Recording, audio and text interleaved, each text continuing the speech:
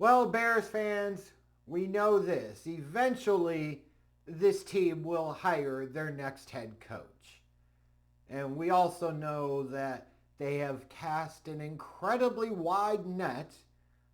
And that's because they don't know what the fuck they're doing and they don't know their vision for the future.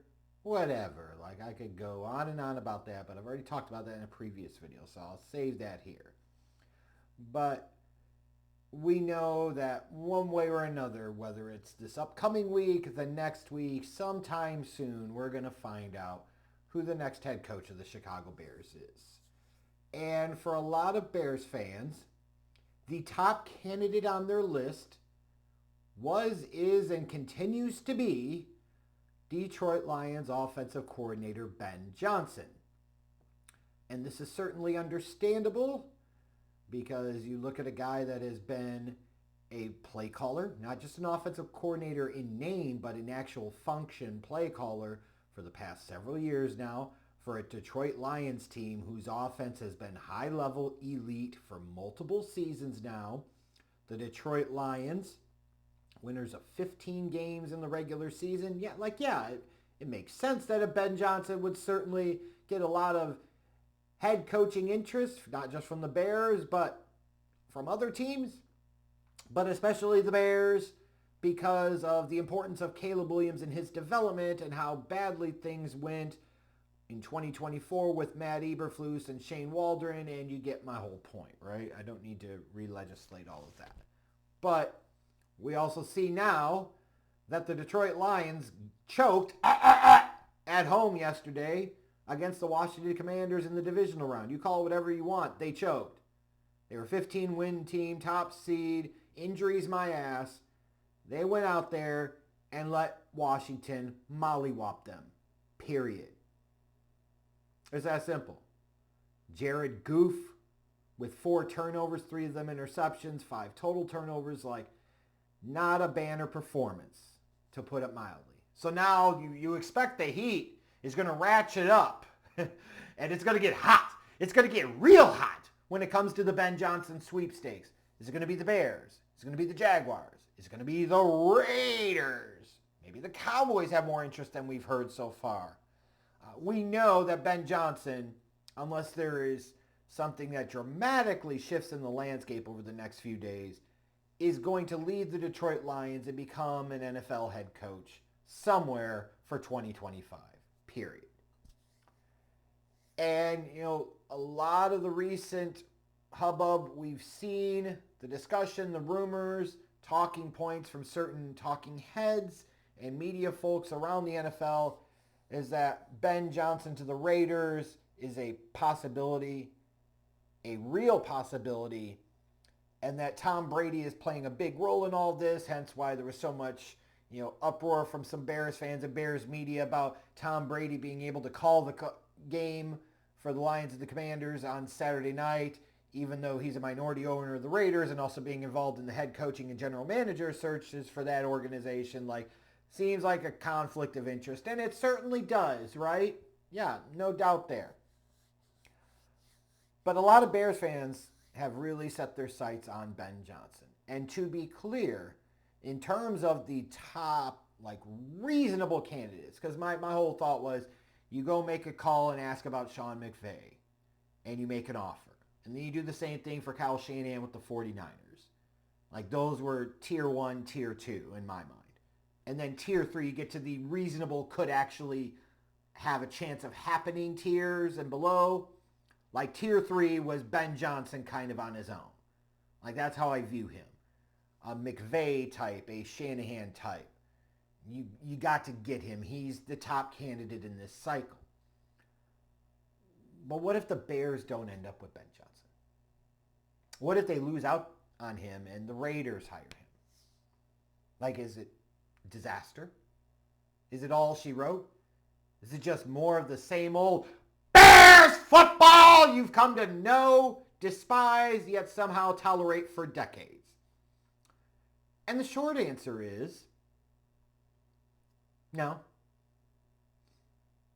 Because I want to say a few things here. First, I didn't think necessarily that the Bears for Ben Johnson had the best opportunity or best situation. That could have arguably went to the Patriots, who have a Drake May, who have even way more cap space than the Bears and had a top premium pick in this year's draft.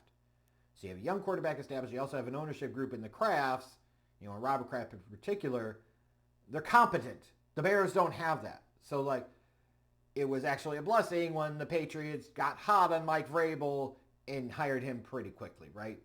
Fantastic. Takes a real threat out of the mix, in my opinion. But if a Ben Johnson ends up landing with the Raiders, was he even the right guy to begin with? Because just fundamentally, you look at it and you say, why in the fuck would you want to go to the Raiders? And this is putting even the Bears thing aside for a moment and the Bears bias aside for the moment. What is appealing, interesting, compelling about the Raiders' opportunity? Tom Brady is a minority owner? Maybe the fact that you get Lance Newmark hired as a general manager and you have alignment to the general manager? You still don't have a fucking quarterback. And it's likely if you're going to get a quarterback high in this year's draft, you're going to get a lesser version of what you're hoping to be a franchise quarterback, and you might have to trade up massively in order to do so. Meanwhile, you look at the Raiders and you're in a situation where you would be in the same division as Andy Reid and Patrick Mahomes, Jim Harbaugh and Justin Herbert, and Sean Payton and Bo Nix. You instantly come into the fold with three high-level coaches. You would start off as the worst head coach in the division. And you would have by far the worst quarterback situation, the worst roster, and the worst team. What is fucking appealing about that? It's just bonkers to me.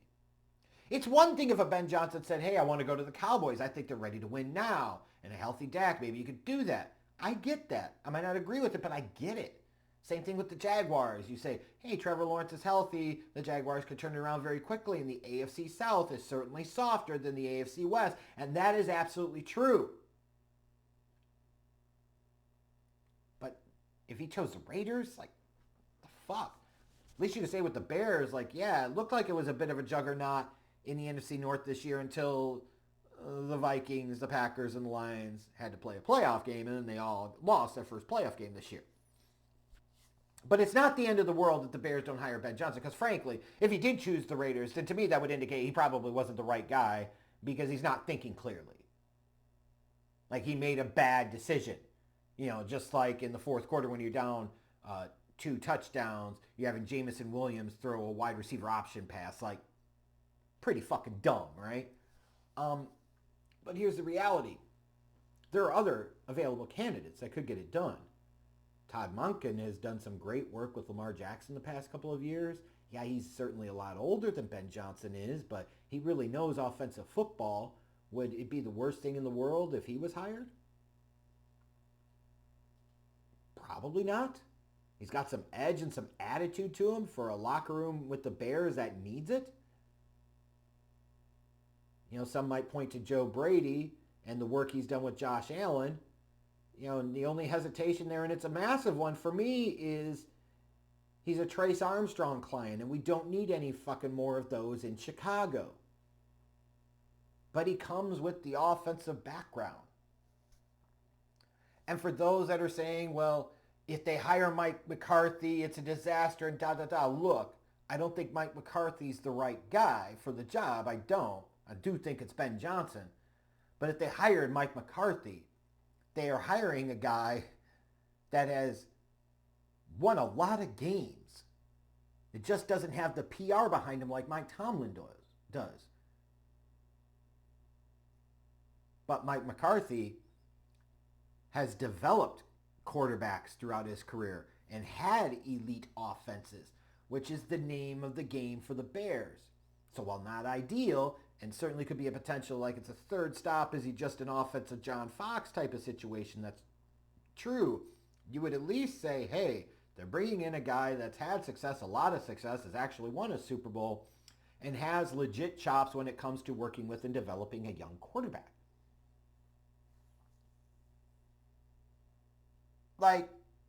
It doesn't have to be a disaster. And if we go back 20 plus years, The Bears hired Lovie Smith, yes, and that worked out relatively well, but he wasn't the top fucking guy. He was not their top choice. That was Nick Saban.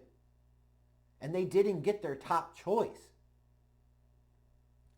And if you go back a few years before that, remember the whole debacle with Dave McGinnis? He was clearly their top guy. They thought they were bringing him back home, if you will, until it didn't fucking happen. And that led to Virginia basically firing her son, Michael McCaskey, from leading football operations. They hired Dick Jauron. And when you look at Dave McGinnis as an NFL head coach and Dick Jauron as an NFL head coach, Jauron wasn't fantastic, but he won a division title in Chicago. I certainly would take his NFL head coaching career over Dave McGinnis's.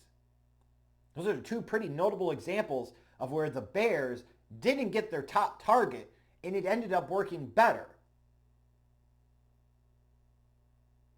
Because eventually Nick Saban is hired in Miami. You can say, well, they didn't sign Drew Brees. That was the mistake. But Nick Saban just wasn't cut out for the NFL. He was a college guy.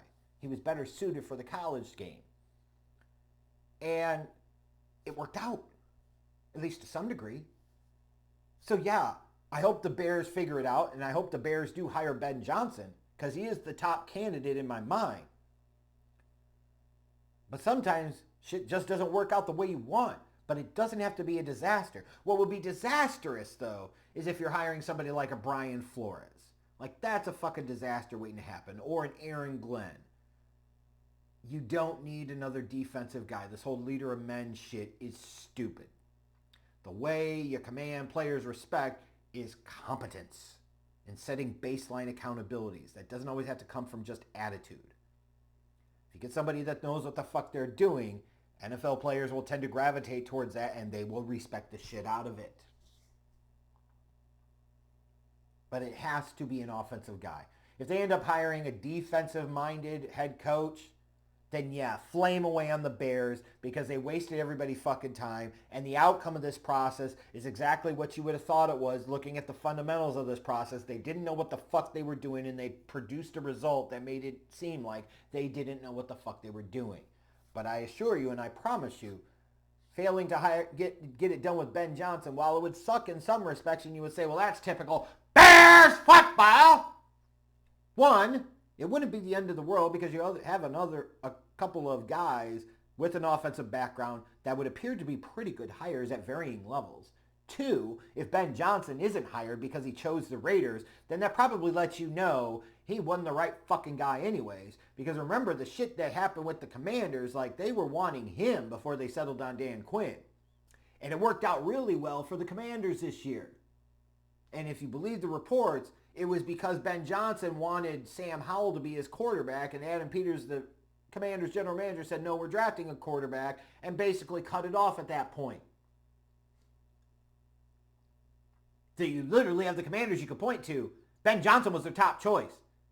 They settled for Dan Quinn, and at least through 1 year, it's worked out brilliantly for them. Sometimes you don't get the idealized state, and it can be just fine. And that's all I want to encourage Bears fans to think about right now. We're going to find out soon enough how all this plays out. And if they hire Ben Johnson, we should be excited. Because it means they actually, with all the stupidity of their process and how convoluted and messed up that's been, they've gotten the top target.